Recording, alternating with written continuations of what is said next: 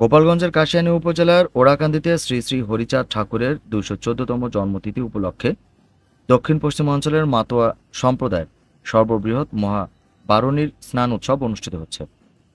পুণ্য লাভের আশায় দেশ ও বিদেশের লাখো লাখো মতোয়া ভক্তরা এ পুণ্য স্নানে অংশ নিচ্ছেন। এ উপলক্ষে ঠাকুরবাড়িতে বসেছে ৩ দিনব্যাপী গ্রামীণ মেলা। বারুণী স্নান উৎসব গতকাল বুধবার রাত ১১টা থেকে শুরু হয়েছে, যা চলবে বৃহস্পতিবার পর্যন্ত।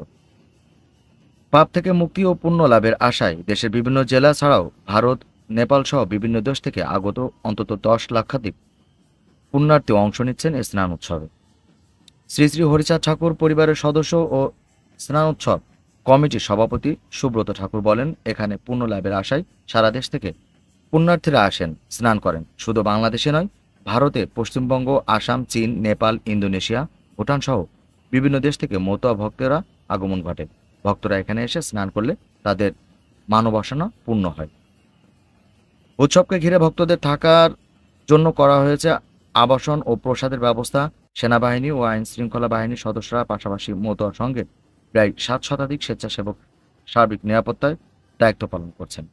গোপালগঞ্জ জেলার প্রশাসন মোহাম্মদ কামরুজ্জামান বলেন, এ স্নান উৎসব সুষ্ঠুভাবে সম্পন্ন করতে ঠাকুরবাড়ি এলাকায় সুউচ্চ পর্যবেক্ষণ চৌকি ও সিসি ক্যামেরার বসানো হয়। আইন শৃঙ্খলা বাহিনীর পক্ষ থেকে ব্যাপক নিরাপত্তা ব্যবস্থা নেওয়া হয়েছে।